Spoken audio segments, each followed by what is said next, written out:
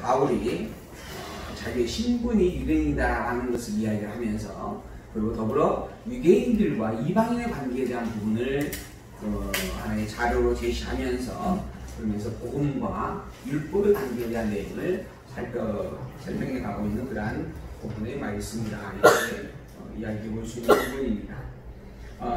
유대인이라고 하는 부분과 이방인이라고 하는 부분은 당시는 선민과 죄인으로 구별되어지는 관계였습니다.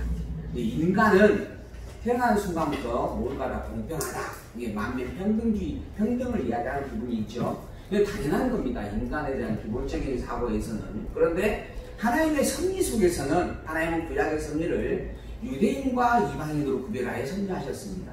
그리고 유대인에게만 선민, 하나님 당신의 백성이라 칭해 주시고 오직 그들에게만 그들의 하나님이 되어 주셨다라고 약속을 하셨습니다. 그리고 그 외의 모든 민족들을 이방인, 곧 버려진 자, 죄인이라 칭하시고 섭리하셨다라고 하는 겁니다. 그러므로 구약의 시대의 섭리를 통하여서 볼 때 유대인들은 참으로 복된 자가 아닐 수 없었습니다.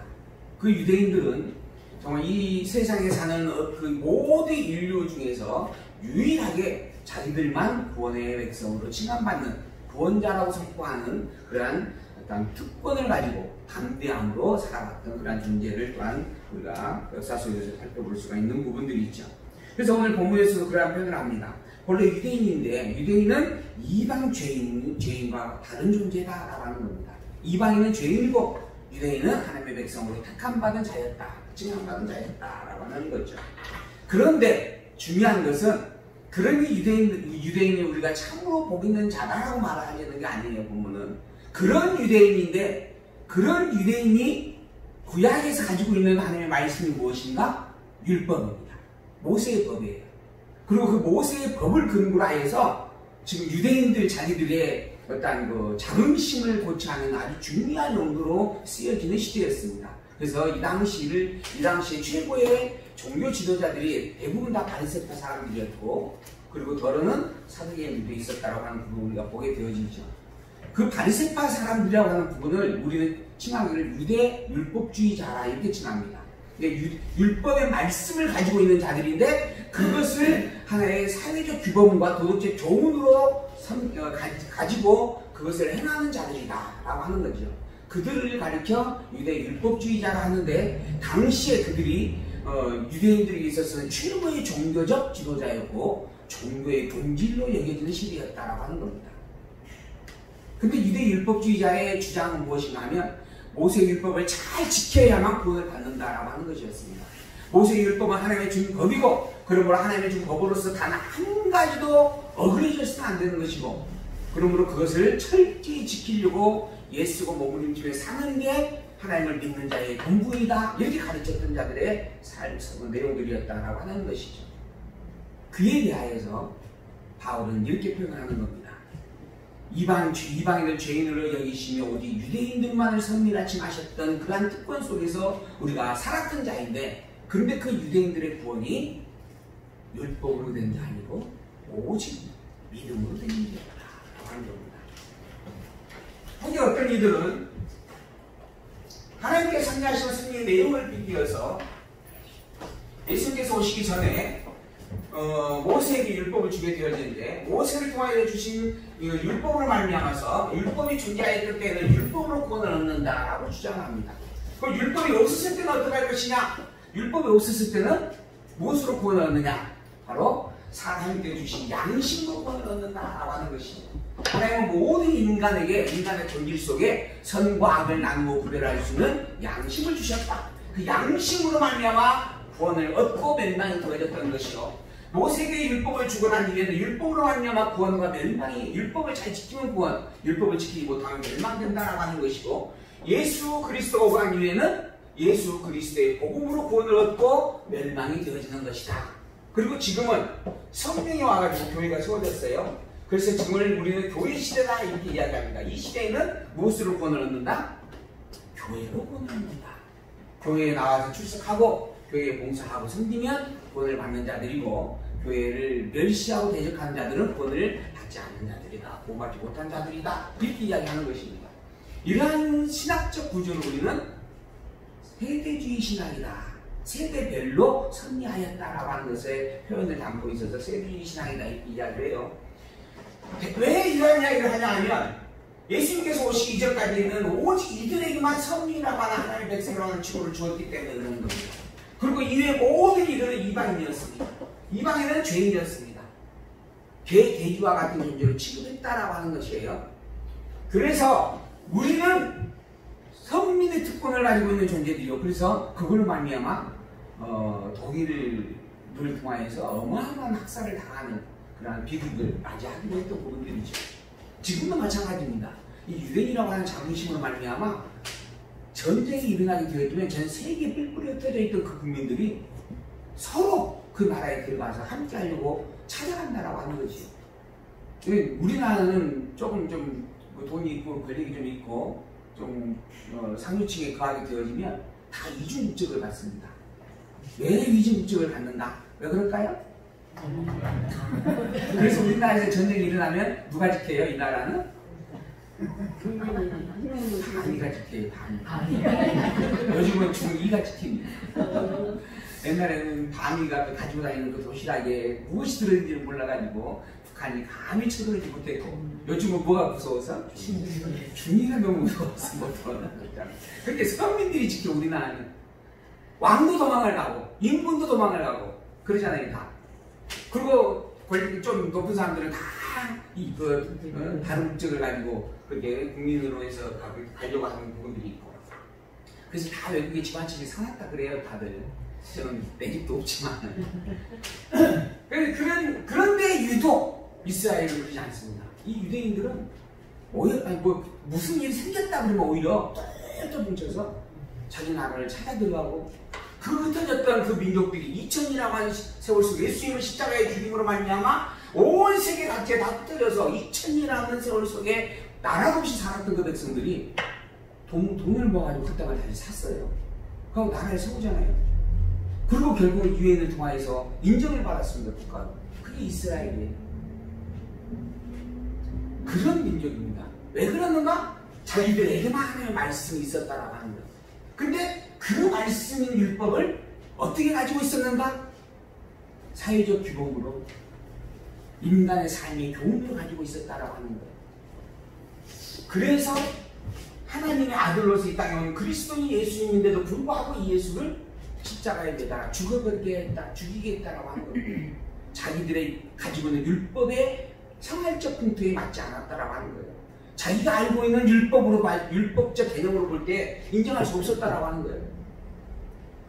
자기가 알고 있는 율법, 자기가 가진 율법이 하나님께서 주신 말씀이었어요. 그리고 그 율법의 내용의 본질이 뭐냐 하면 복음이었어요. 복음. 전에도 말씀드렸지만 율법의 모든 조항을 지키라고 준 법이 아니다라는 겁니다. 그 내용들을 통하여서 우리가 죄인인 것을 확인시켜 주시고 더불어 죄인이 우리가 구원과 영생을 바라볼 유일한 소망이 바로 그리스도밖에 없다라고 우리 모든 죄를 대속해 주기 위하여 이 땅의 것으로 해결될 수 없는 것이기에 하늘로부터 내려오셔야만 하는 부분 하나님께서 직접 인간의 몸을 입고 이 땅에 오셔서 우리의 대속자가 되어 주셔야만 우리가 구원을 얻는다라고 하는 것을 말씀하는 내용이 율법이었다라고 하는 겁니다. 그런데 그 율법을 내가 지켜야 되는 법으로 잘못 오해하고 연역된 걸로 갖고 있었다라고 하는 거예요. 그러니까 잘못된 신앙이에요. 그 증거가 뭔가? 참 하나님이신 그리스도 예수를 죽이잖아요. 진리로 오신 하나님을 죽이는 거예요. 바꿔 말하면 그들은 진리를 대적한 자였다라고 하는 증거가 틀림없는 겁니다. 그로 말미암아 2000년이라고 하는 시간 속에 세계에 다 흩어져서 핍박을 당하며 살아갈 수밖에 없는 존재가 되어져 버렸다라고 하는 것이죠. 그런 그들에게 지금 이야기하는 겁니다. 우리가 오히려 이 율법을 지킴으로 말미암아 구원을 받았다라고 여기며 생각하는 부분이 있는데 실상 그러지 않는 것이다. 오직 우리의 구원도 무엇으로? 믿음으로만 된 것이다 라고 하는 겁니다. 이 믿음은 무엇인가? 그리스도예요. 그리스도의 복음으로만 우리가 구원을 얻게 되는 것이다 라고 하는 것. 그게 오늘 본문에 기록되어지는 말씀입니다. 그래서 15절, 16절 다시 한번 보면 우리는 본래 유대인이고 이방 죄인과는 전혀 다른 존재인데 사람이 의롭게 되는 것은 율법의 행위로 말미암음이 아니요 오직 예수 그리스도를 믿음으로 말미암은 줄을 안다. 우리도 유대인인 우리도 그리스도 예수를 믿음으로 말미암아 구원을 얻는 것이다. 그래서 우리도 그리스도 예수를 믿는 것이다. 이는 우리가 율법의 행위로서가 아니고 그리스도를 믿음으로써 의롭다함을 얻으려 합니다.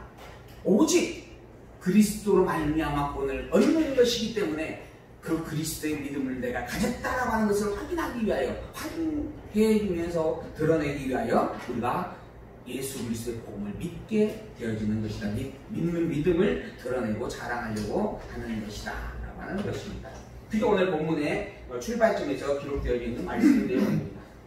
오늘 본문의 내용이 담겨져 있는 갈라디아서는 은혜의 복음에 대한 선포의 말씀이다 라고 하는 겁니다. 칭의의 복음을 통하여서 복음이라고 하는 것의 성격을 규명하였던 하나님께서 오직 복음이라고 하는 것은 세상 것이 아니고 하늘로부터 내려온 하나님의 절대적인 선물이었다라고 하는 것을 선포하고 난 다음에 그러한 복음을 가지고 중생케 되어진 존재가 바로 교회이고 성도인데, 그런 교회와 성도가 아직도 유괴소에게 본질이, 유괴소에게 타락된 속성들이 드러나지고 있는 모습들을 증거하면서 그것을 지적하면서 책망하라 했던 그런 내용들이 있습니다. 그리고 다시 한번 하나님께서 교인으로 세운 것은 각각에게 은사를 주어서 그 은사를 따라 함께하게 하기 위한 것이요, 그 함께함의 모티브가 바로 사랑의 은사이다 라고 하는 것을 강조하며 서로 가르쳐 주었던 말씀이 있죠. 그리고 이어서 다시 한번 복음에 대한 그 은혜성을 오늘 분명하게 증거하고 있는 말씀이 갈라디아서 내용입니다. 이 복음이 진짜 진리인가 아닌가 우리 이야기하는 걸 살펴보았습니다. 과연 우리가 믿고 있는 예수를 그리스도라고 고백하는 이 신앙이 진짜인가 아닌가, 참된 진리인가 아닌가라고 하는 것, 이것은 참된 진리다 라고 선포했습니다. 그게 복음에 대한 진정성에 대한 내용 중에서 복음의 절대성에 대한 강조 성리의 내용을 우리가 이야기 시간에 보았던 부분이죠. 왜 이 복음이 진리이고 진리일 수밖에 없는가 라고 하는 것, 첫 번째로는 땅의 것이 아니고 하늘의 것이기 때문이다라고 하는 겁니다. 하나님께서 이 세상의 모든 것은 이미 타락된 것이요, 타락된 세상에서 진리는 있을 수가 없다라고 하는 겁니다. 그러면 타락된 세상으로 말미암아 비롯되어지는 것이라고 한다면 이미 그건 진리가 아니다라고 우리는 분명히 분별을 해야 됩니다. 진리는 오직 피조 세계를 넘어선 영원한 것으로부터 시작되어져야만 한다라고 하는 것입니다. 그런데 이 복음이 영원하신 하나님이 주신 말씀이다라고 하는 겁니다. 그 하나님께서 누구를 통하여 주셨는가? 그리스도 예수를 통하여 계시해 주었다라고 하는 겁니다. 하나님께서 직접 당신이 누구인가라고 하는 것을 드러내 증거하는 계시의 성령의 말씀인데, 그것을 어떠한 방법으로 주셨는가? 예수 그리스도를 통한 방법으로 주셨다라고 하는 겁니다. 예수 그리스도를 통해서만 알고 듣고 깨닫고 믿게 하시는 섭리였다라고 하는 거죠. 그래서 예수께서 하는 이야기입니다. 나는 곧 길이요 진리요 생명이니 나로 말미암지 않고는 그 누구도 하나님 아버지에게 나올 수가 없다라고 하는 겁니다. 나 위에는 어떠한 하나님을 알 수 있는 어떠한 방법도 없다라고 하는 거예요. 왜 그러는가? 하나님께서 복음을 주시는 방법으로 오직 그리스도 예수님만을 통하여 주기로 정하셨기 때문에 그런 것입니다. 그래서 예수를 그리스도로 아는 그것이 하나님을 알아가는 유일한 키, 유일한 첫걸음이고 발걸음이다라고 하는 것을 분명하게 우리는 기억을 할 수 있는 부분들입니다. 그리고 더불어서 그것이 사랑에 난 것이 아니었다라고 하는 것을 다시 한번 분명하게 말씀을 해주었습니다. 그리고 난 다음에 이어서 이 복음이 오직 은혜로운 것이었다라고 하는, 하나님의 절대적 선물이다라고 하는 것을 하나하나 설명해서 강조하는 말씀이 오늘 2장 15절에서 4장 11절까지의 본문의 말씀입니다. 칭의와 율법의 관계, 성령과 율법의 관계, 약속과 율법의 관계, 믿음과 율법의 관계, 아들과 율법의 관계를 비교하면서 율법과 복음의 관계예요. 그래서 이제 본문을 통해서 우리가 규명할 수 있는 내용이 율법과 복음인데, 율법, 복음이에요. 복음. 그러면 여기에 율법과 복음이냐, 아니면은 율법의 복음이냐, 아니면은 복음의 율법이냐라고 하는 거예요. 우리는 이제 이것을 규명을 하게 되어질 겁니다. 오늘 본문을 통해서 율법과 복음이라고 하는 것은 이것을 대등한 관계로 율법을 택할 것이냐, 복음을 택할 것이냐, 복음을 택하면 율법을 버리는 것이요, 율법을 택하면 복음을 버리는 것이 된다, 이런 개념이에요. 둘 중에 하나니까. 그리고 대부분 그렇게 생각합니다. 그래서 구약은 율법의 말씀이었고 신약은 복음의 말씀이다. 그리고 복음은 하나님의 절대적인 은혜의 선물이고 거저준 것이다 라고 하는 거죠. 그래서 이 복음을 가진 자는 율법에 매일 필요가 없다. 율법의 어떠한 조항도 이 복음을 가진 자를 구속하지 못한다. 그래서 복음을 갖게 되는 교회와 성도는 어떠한 것을 해도 죄가 되지 않는다. 이미 자유한 자이기 때문이다. 율법을 어기고 말미암아 지은 죄, 짓고 있는 죄, 지은 모든 죄가 다 그리스도의 복음으로 해결되어 있기 때문에 어떠한 것도 적용되지 않는다. 그러니 자유롭게 아무렇게나 하면서 살아야 된다. 누가 말해요? 구원파가 이야기합니다. 어떤 목사님이 오셔가지고 뭐 한 번 강의하시잖아요. 그 구원파의 기본 교리가 그랬습니다. 두 번째는 율법의 복음이다라고 하는 부분이에요. 율법의 복음. 복음은 율법에 구속되어져 있다. 율법의 부분이다라고 하는 겁니다. 성경은 뭐라고 하는가? 율법도 복음이다 얘기합니다. 근데 거기에 한 번 더 나가서 율법은 복음을 복음되게 하는 인도자다. 오늘 복음에서는 노아 선생이다 이렇게 표현돼요. 그러니까는 율법보다 복음이 더 본질된 것이다 라고 하는 거예요. 율법은 그 본질된 복음을 증가하는 도구이고 방편이다 라고 하는 겁니다. 그래서 우리는 복음의 율법이다. 복음 안에 율법이 있다. 이렇게 가야 되나요? 그러죠? 이렇게 복음이 더 커야 됩니다. 복음 안에 율법이 도구로 존재하는 것이다 라고 하는 그런 내용이죠. 이러한 것들을 구체적으로 하나하나 지적하여 살펴주면서 율법의 앞선 복음이라고 하는 것, 율법의 본질이 복음이다라고 하는 것, 그러한 것들을 하나하나 설명을 해주는 내용을 이제 오늘 본문을 통해서 확인을 합니다. 그리고 이 복음이 어떠한 행위와 관계되지 아니하기 이전의 절대적 섭리로 하나님의 일방적 섭리로 주어진 것이다. 그러므로 그게 은혜로운 일이었다라고 하는 것을 설명을 해주는 내용입니다. 구약 성경을 통하여서 우리가 지금까지 하나님의 여호와 되심을 배워왔어요. 구약 성경의 주제는 하나님은 여호와이시다라고 하는 증거의 내용입니다. 왜 하나님이 여호와인가? 그리고 여호와만이 왜 하나님이어야 하는가라고 하는 것을 설명해준 내용들입니다. 그 내용의 역사적 사건을 우리는 섭리를 통한 역사의 사건을 바탕으로 배웠고, 그리고 그 역사적 사건 속에서 찬양할 수밖에 없는 하나님의 전능성, 주권성, 신실성, 영원성, 자비성에 대한 찬양의 노래를 살펴보았고요. 그리고 선지자들의 예언의 가르침을 통하여 또 분명하게 오직 하나님의 절대적 은혜의 섭리 속에서 주어진 우리의 복음을 가지고 사는 인생이 축복받은 자임을 깨달아야 되어져 갑니다. 그리고 난 다음에 이어서 그런 그리스도의 약속과 약속대로 그리스도가 이 땅에 오셨으면 그 그리스도가 바로 예수님이시다. 그래서 예수는 그리스도이시다라고 하는 것을 증거하는 말씀이 신약성경의 내용이에요. 예수님께서 직접 직임과 신분과 사역과 본성을 통하여 증거해 주었고, 그리고 그래서 복음서의 주제가 뭐냐? 내가 곧 그리스도다 이 말입니다.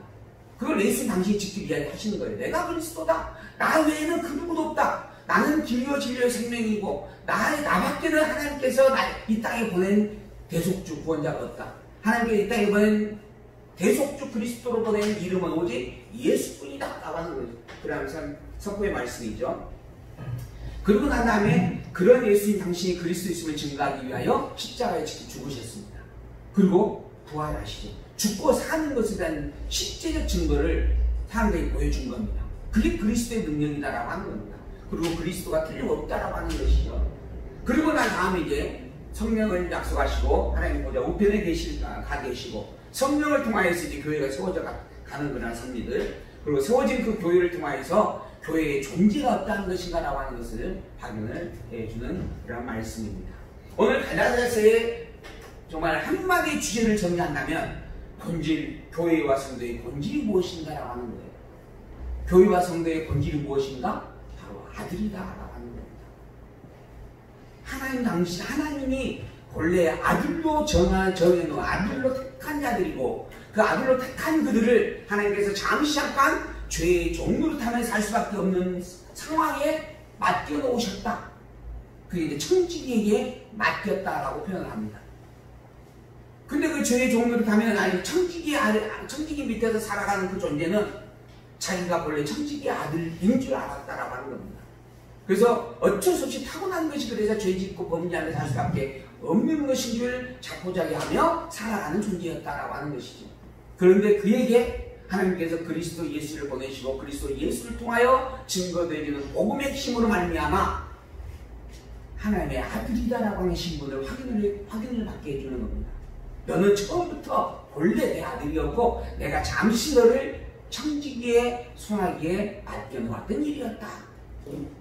그 청지기는 너희 아버지가 아니다 라고 하는 겁니다. 너희 아버지는 바로 나다 라고 하는 것이죠. 그런 내용이 오늘 이 갈라디아서의 아주 핵심적 요지의 말씀입니다. 교회와 성도의 본질은 하나님의 아들로서 출발하였고 하나님의 아들임을 깨달아가는 과정 속에 있는 존재입니다. 그것을 이게 이 갈라디아서 다음에 나가게 되어지면 창세된 영혼에 대한 선리까지 이제 끌어서 이야기하게 되어집니다.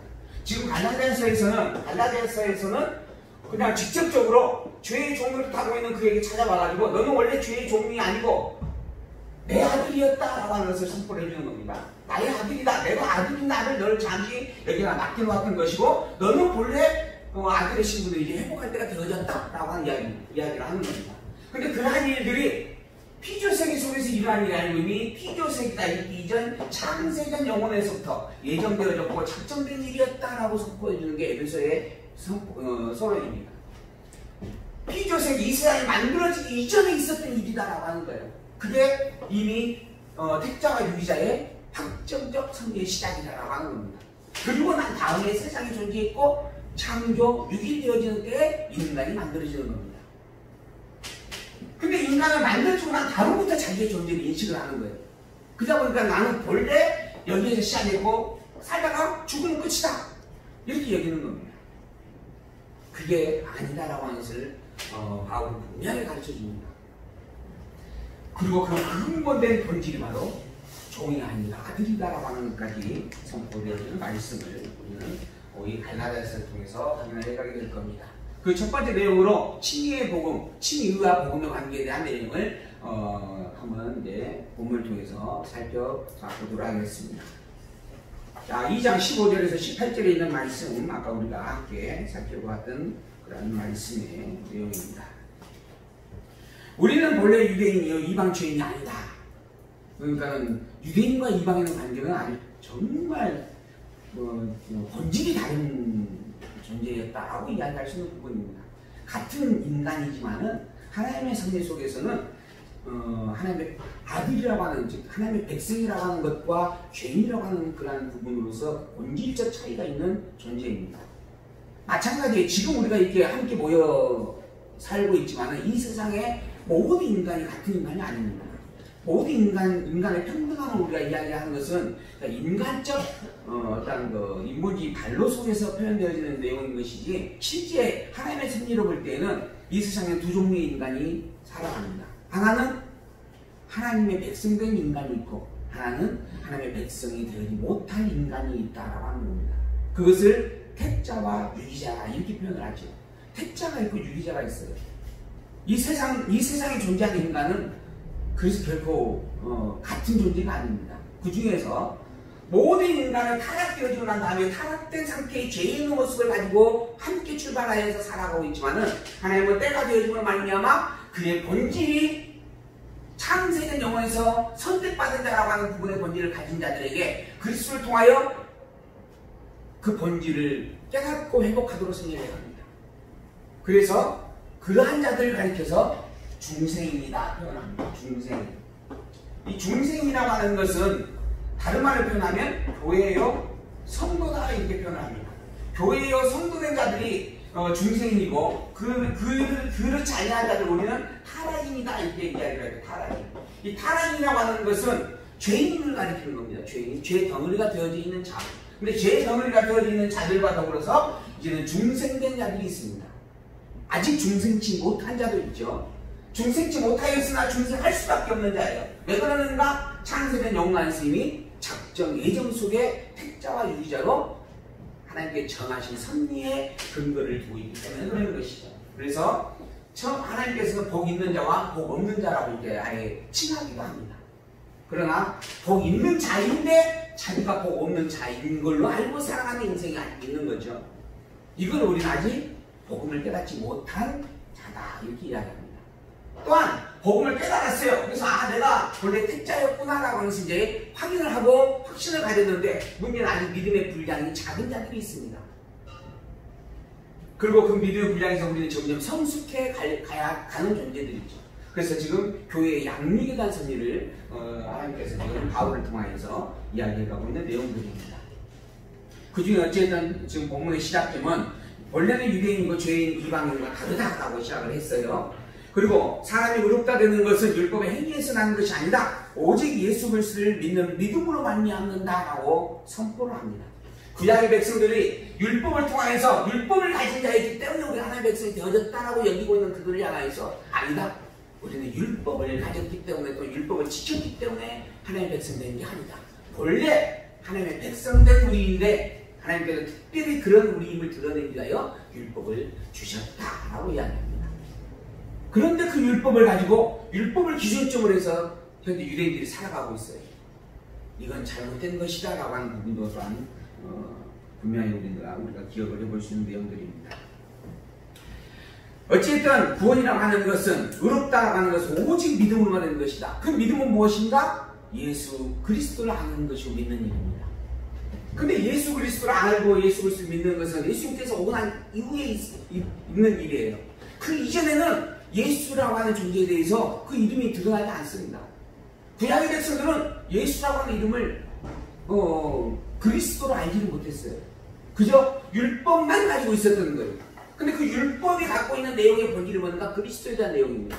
그래서 율법도 복음이다라고 제가 말씀을 드리는 건데 그 그리스도에 대한 구체적인 지식이 지적되어지는 대상이 누구냐면 예수님이에요. 근데 바울은 그걸 이미 알고 있기 때문에 아예 표현을 하는 겁니다. 구약의 백성이었던 우리, 즉 유대인인 우리도 오직 그리스도를 믿는 믿음으로 구원을 얻는 것인데 그 그리스도가 누구냐? 바로 예수입니다. 그래서 예수 그리스도를 믿는 믿음만이 모든 믿음의 구원의 본질이다라고 하는 것을 이야기를 하고 있는 겁니다. 그리고 우리가 율법의 행위에서가 아니고 그리스도를 믿음으로서는 의롭다함을 얻으려 합니다. 율법의 행위로서는 의롭다함을 얻을 육체가 아무도 없다. 그런데 어떻게 율법을 통하여서 구원을 얻자라고 이야기를 하고 또 율법을 생활의 기준으로 제시할 수 있느냐라고 이건 잘못된 것이다 라고 분명히 선포를 하는 거죠. 만일 우리가 그리스도 안에서 의롭게 되려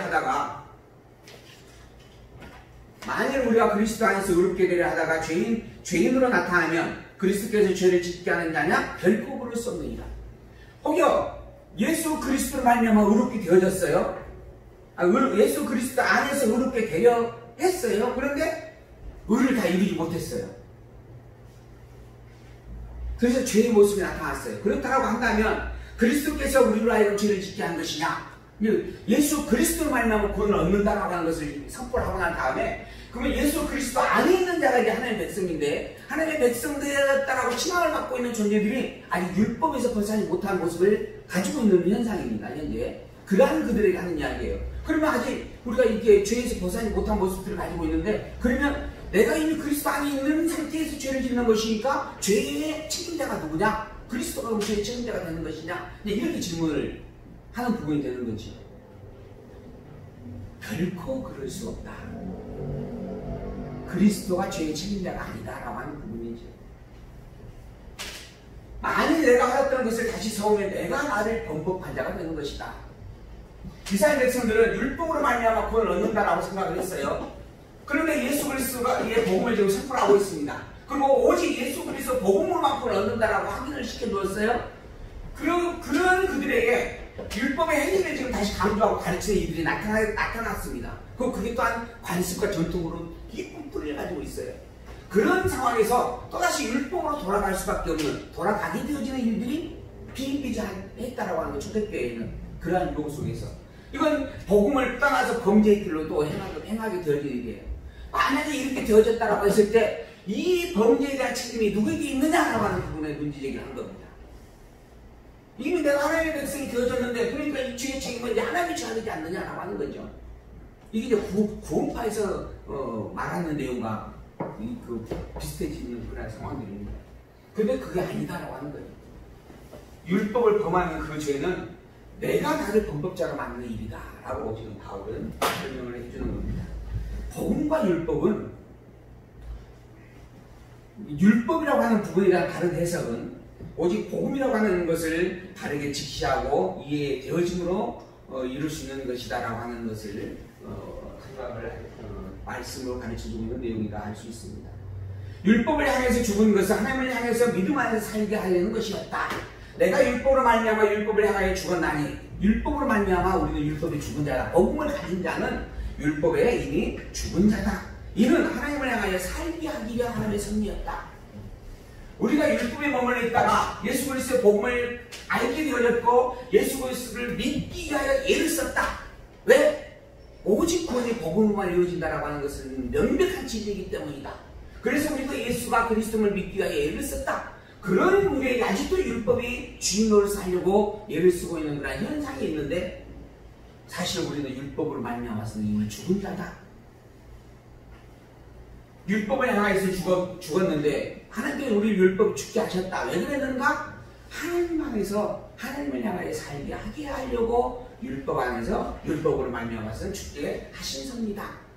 우리는 율법의 행위의 매인자가 아니고 이제 복음의 매인자이고 복음의 매인자이고, 그런 우리가 다시 율법에 매이게 된다라고 하는 것은 사실 용납될 수 없는 일이다. 그건 너무도 어리석은 일이다.